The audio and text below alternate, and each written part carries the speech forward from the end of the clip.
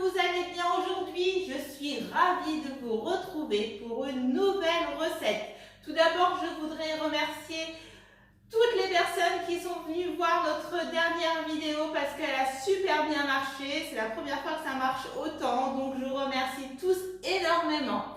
Aujourd'hui, on va passer sur un autre registre. On va faire du sucré. On va faire des pop-cakes. Donc, ces pop-cakes, c'est tout simple à faire. Les enfants, vous pouvez le faire tout seul, sauf que vous avez besoin d'aide pour le four avec papa et maman. Sinon, c'est très simple. Donc, déjà, on va attaquer le 4 quarts. Soit vous prenez un 4 quarts que vous achetez en supermarché, il n'y a pas de souci. Soit vous le faites vous-même. Donc là, je vais vous montrer comment on le fait nous-mêmes. Donc, vous prenez 2 œufs.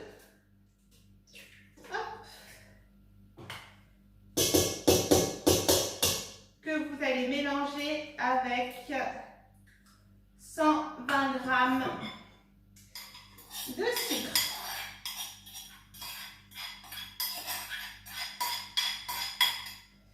Voilà. Alors, vous mélangez bien jusqu'à ce que votre mélange blanchisse.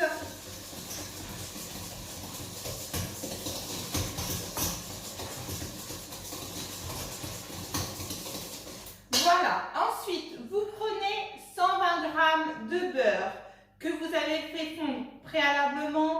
Alors, toujours, je vous explique pourquoi. Pour éviter de mettre du beurre chaud sur vos œufs et que ça les cuise. Hop, donc vous le faites fondre avant et vous mélangez bien le tout.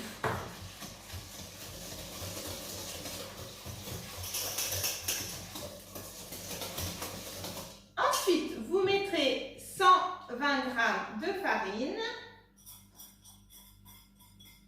Comme d'habitude, je vous mets tous les ingrédients sur notre page Facebook Carnet de Tambouille. N'hésitez pas à venir vous abonner. Voilà. Ensuite, vous rajoutez une cuillère à café de sel. Et vous mettez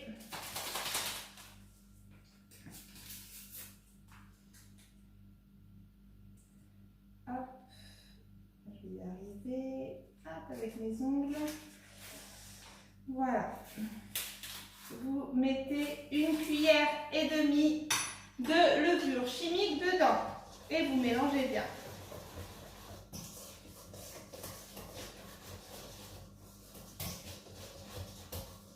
Voilà.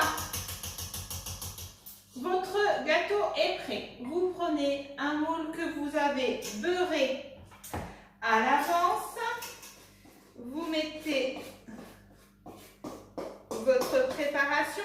Alors, vous pouvez rajouter, si ça vous intéresse, du cacao à l'intérieur, de la vanille. C'est comme vous voulez, ça dépend quel goût vous voulez que votre pop-cake ait. Donc, voilà, vous pouvez rajouter 2 cuillères à soupe de cacao, une cuillère à soupe d'arôme de vanille.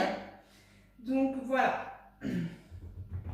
Donc, mon gâteau est prêt. Hop. Voilà.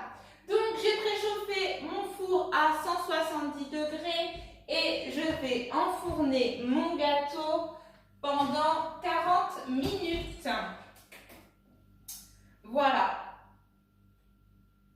Donc, mon gâteau est enfourné. Je vérifie bien 10 minutes avant la fin de la cuisson s'il n'est pas trop cuit. Ensuite, vous le sortez du four, vous le laissez refroidir complètement.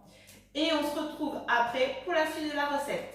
Après avoir fait refroidir votre gâteau, vous l'émiettez mais vraiment très très finement. Vous rajoutez ensuite 4 cuillerées à soupe de sucre glace, 2 cuillerées à soupe de mascarpone et vous malaxez le tout. Ensuite, vous formez des boules de taille identiques, je vous montre. Voilà. Bien compactes, vous les hop, roulez dans votre main. Vous les mettez sur une feuille de papier sulfurisé et vous mettez soit 30 minutes au congélateur, soit 2 heures au frigo. Il faut vraiment que ça soit très très ferme pour pouvoir après planter le bâtonnet dedans. Donc on met tout ça au frais et on se retrouve après. Alors maintenant que les boules ont bien refroidi, vous pouvez voir elles sont hop, bien consistantes. Vous prenez des bâtonnets achetés exprès pour faire les pop-cakes. Vous avez fait fondre du chocolat. Donc moi je suis partie sur du chocolat au lait. Donc vous pouvez prendre chocolat noir, pistache, ce que vous voulez quoi.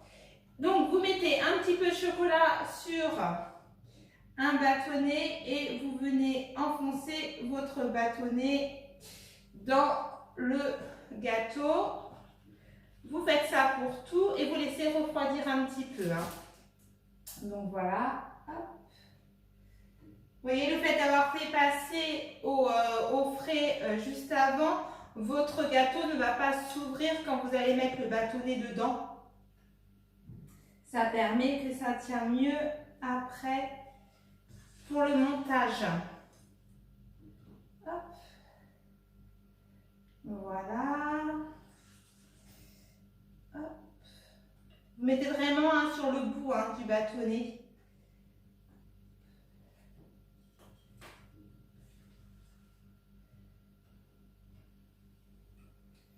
Alors, je vais vous montrer après 2 techniques d'enrobage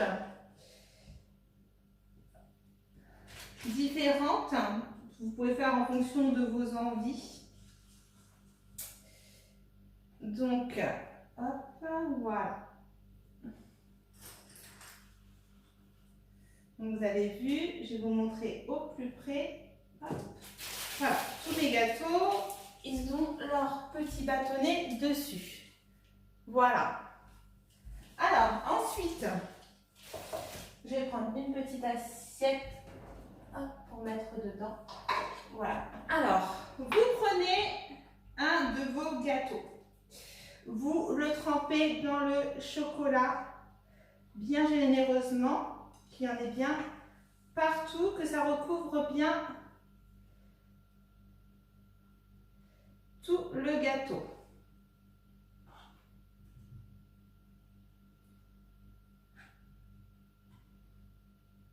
Voilà.